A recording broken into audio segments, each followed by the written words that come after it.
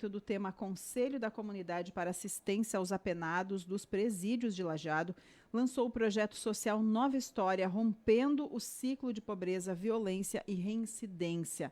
Um tema de extrema importância e a gente precisa realmente falar sobre esse assunto, né? E principalmente em relação a esse projeto social também tão importante. Bom dia, doutor Sérgio. Bom dia, Rita. Bom dia, amigos, ouvintes da Rádio Independente. Eu venho com muito prazer falar sobre essa história que começa a andar dentro do Presídio Estadual de Lajeado, conduzida pelo Conselho da Comunidade de Lajeado. E eu gostaria de falar sobre o Conselho da Comunidade num primeiro momento, que é um conselho formado por pessoas, como o próprio nome diz, pessoas da comunidade, hoje presidido pelo advogado Leandro Schierhold, que é o presidente do conselho, é um advogado formado também por outras pessoas integrantes de representações da comunidade, às vezes é uma pastoral, tem representantes da Univates, tem representantes dos empresários, da sociedade civil, e que tem um olhar atento ao que acontece com as pessoas que estão dentro do presídio. E é importante dizer que esse projeto que nasce agora, esse projeto que se chama Nova História, ele tem uma natureza diferente, me parece, diferente de todos os outros projetos assistenciais que já aconteceram historicamente em presídios. Por quê? Porque ele não é um projeto assistencial, é um projeto de intervenção na vida e no comportamento das pessoas que estão encarceradas. É um projeto que ele é conduzido pelo Conselho da Comunidade, ele é integrado por pessoas da comunidade, com apoio de vários setores. A nossa Central de Práticas da Promotoria entra junto como apoiadora dessa iniciativa, tem apoio da Univates, tem apoio da Parceiros Voluntários, tem apoio de vários setores, tem apoio da Igreja AME, que tem sido muito estratégica na inserção comunitária. Mas ele começa lá dentro do presídio, há mais de 6 meses antes do preso sair, quando se verificam e se indagam, se conversam com alguns presos que querem entrar neste programa diferenciado, onde se faz um curso, se fazem ensinamentos, reflexões, práticas restaurativas do preso lá dentro, onde ele se encontra e se reencontra com a sua própria história. Eles escolhem participar, eles são convidados e optam se querem ou não. Não é um projeto para todos, não é um projeto uniformizado, é um projeto apenas aos presos que querem e estão dispostos a entrar num projeto de mudança efetiva da sua própria conduta. No momento que eles entram para isso, eles passam então a integrar esses processos, essas práticas circulares lá dentro, que fazem esta regressão de vida sobre quem foi atingido pelo seu delito. Não necessariamente só a vítima. E eles vão se dando conta, por exemplo, que às vezes a pessoa mais atingida pelo delito é a própria mãe do preso, ou é o filho de um preso. São as pessoas do afeto dele, ou são as pessoas da comunidade dele. E isso vai gerando uma reflexão sobre as possibilidades de mudança do seu próprio comportamento e o quanto que está dentro dele a possibilidade de mudança. Enfim, nós não temos como detalhar aqui todo o processo que acontece, mas é importante enfatizar isso, que lá dentro, no momento da reclusão, da privação da liberdade, é que começa esse trabalho. E que vai gerando uma mudança de dentro para fora em relação àquela pessoa. E ele compreende a necessidade dele modificar e a possibilidade dele modificar. Porque esse é o diferencial, necessidade e possibilidade. Às vezes, a pessoa está presa e não sente a necessidade de modificar. Ele está acolhido pelo crime, ele está acobertado pelo crime e ele continua no crime. Outras vezes, ele sente a necessidade de modificar, mas não tem a possibilidade de modificar. Que é o público que mais nos interessa no momento. É aquele cidadão que está detido, que ele percebe a necessidade, percebe que há possibilidades, mas precisa de uma ajuda externa. E aí esse programa faz o link entre esse período em que ele está lá dentro e como ele estará aqui fora. Porque a saída do ambiente prisional é um negócio extremamente complexo para a vida da pessoa. Porque ele nasce, ele sai, ele volta com seus projetos completamente esculhambados, ele não sabe como é que está a realidade aqui fora, ele sai com uma marca, ele sai com um currículo manchado, às vezes sai com uma tornozeleira eletrônica, e ele sai para ter o seu sustento e da sua família. E esse programa, ele pretende que ele consiga ter apoio externo. E esse apoio externo só vai acontecer se houver acolhimento da comunidade. Eu tenho dito, e acho que se resume nisso, que a ideia desse projeto é que a gente consiga oferecer a este preso ou a esta presa uma encruzilhada na saída do presídio. E que ele possa escolher essa encruzilhada entre ter uma oportunidade de retomar, de ajudar sua família, de se reconstruir como pessoa, ou a oportunidade de voltar para o crime. Hoje, muitas vezes, infelizmente, nós encontramos um caminho de mão única, onde ele sai muito facilmente conduzido ao retorno. Não é por menos que o nosso sistema penitenciário tem um índice de reincidência muito alto.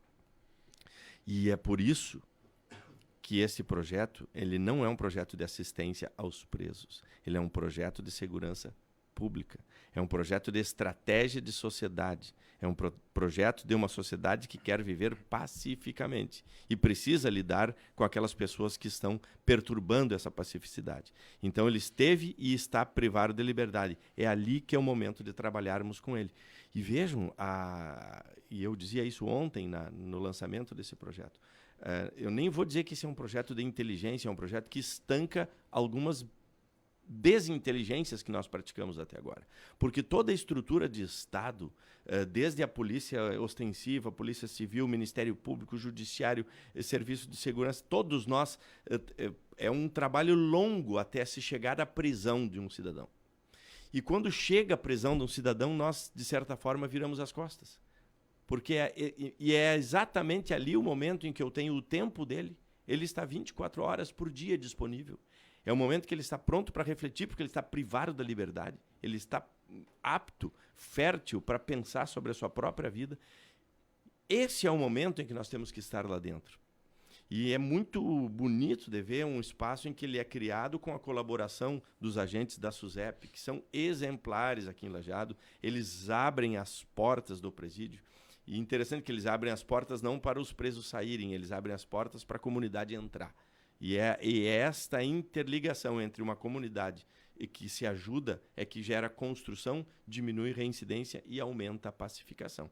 Nós vamos precisar, sim, da ajuda de muitas pessoas, de muitos profissionais. E cada pessoa que pense, mas como é que eu poderia ajudar? Faça contato com a coordenação do projeto que encontraremos. Se é profissional liberal, às vezes é ajudando a arrumar o dente da filha do preso. Se é um profissional empresário de alimentos, pode ser ajudando eventualmente com algum rancho. Em outros tantos, pode ser ajudando a dar emprego dentro da habilidade daquele preso. E nós já temos exemplos emocionantes de ver pessoas que estiveram presas. E eu comentava, tem uma amiga já nossa que acompanha a gente em cursos e palestras, etc., que eu mesmo fui o promotor que atuei e coloquei 2 vezes ela presa. E hoje ela é uma pessoa que está com 2 empregos cursando um curso superior de administração dentro da Univates. Porque ela encontrou lá um momento de ressignificação da sua vida. E ela tem filhos, ela tem netos, ela tem pessoas que dependem dela. E hoje ela ajuda outras pessoas. Mas o que é que aconteceu com esta pessoa? Ela teve espaço de reflexão e teve ajuda externa. É isso que nós temos que intensificar em todos aqueles casos em que isto for possível. E conversando com o Leandro Schirold, que é o presidente do Conselho da Comunidade, essa semana ele até falava, né, que a maioria das pessoas que acabam por delinquir e estão no sistema prisional, muitas vezes não tem esse suporte de casa, né? Elas já nascem com essa dificuldade, não tem alguém que lhes escute, que lhes dê alguma orientação, e esse é o momento. Acho que é importante a gente ter esse olhar também para não virar as costas, né? Porque a maioria da sociedade ela vai dizer assim, não, quem foi preso tem que pagar, tem que ficar preso, e tem que mesmo, né? Não é porque, não, vamos só olhar do lado bom, não. Agora, tem muita gente que cometeu um crime ali, mas que teve um deslize, que depois pode se recuperar. Não sei te dizer, né? Talvez o Dr. Sérgio teria esse percentual. Acredito que o percentual, infelizmente, não vai se recuperar, mas tem aqueles que têm a recuperação, e a gente já teve alguns exemplos, já trouxe aqui na nossa programação, de pessoas que hoje vivem uma vida normal e falando com pessoas que os empregaram e que, olha, Tá tudo certo, é uma pessoa boa. Então é importante esse trabalho para que a gente tenha uma comunidade melhor. De uma forma geral, eu acho que é um belíssimo trabalho, mais um que é feito por aqui. Perfeito, Ricardo. Tu tocou num ponto essencial. Isso é ciência que explica isso, e já há pesquisa e estudos. Se trata de prevenção primária, secundária e terciária. Nós estamos tratando da chamada prevenção terciária. O que é a prevenção terciária? Quando eu identifico um agente sensível que pode vir a praticar novo delito. Eu já sei que está ali. É ali que eu preciso trabalhar. É mais específico do que a prevenção primária, em que eu atinjo a toda a comunidade sem saber exatamente com quem que eu estou tratando. Ali eu sei quem é o cidadão e eu sei das possibilidades que elas existem. E é muito importante o que tu referiste, que este programa e esta ideia não é para passar a mão em bandido, não é para aliviar a pena, não é para afrouxar nenhuma situação. É uma estratégia técnica de segurança e cuidado de uma sociedade.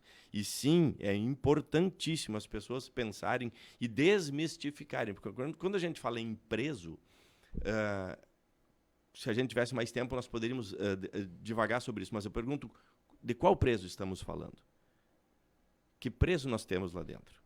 Que idade ele tem? Que crime ele praticou? Que história ele teve? Qual é o grau de periculosidade que ele segue apresentando? Porque um preso que praticou um homicídio numa briga de um bar é completamente de um preso que fez um tráfico pequeno, que é diferente de um preso que se envolveu em 10 furtos, que é diferente de um preso que cometeu um assalto, que é diferente de um preso que cometeu um crime sexual, que é diferente de um preso que não pagou pensão alimentícia.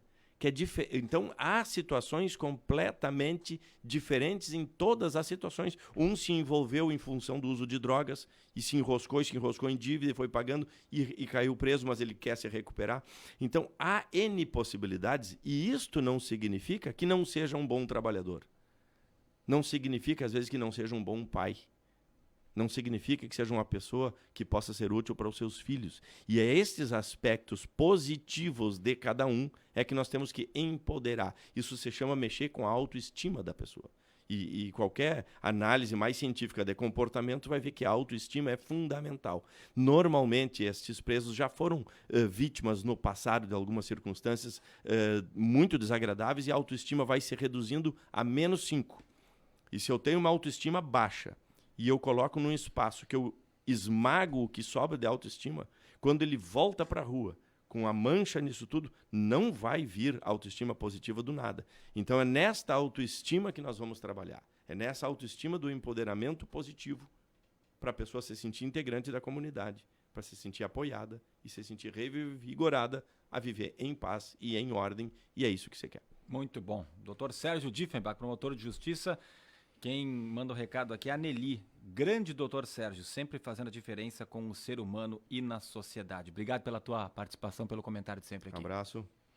Muito obrigada. Agora é 21 minutos, faltando para as 11.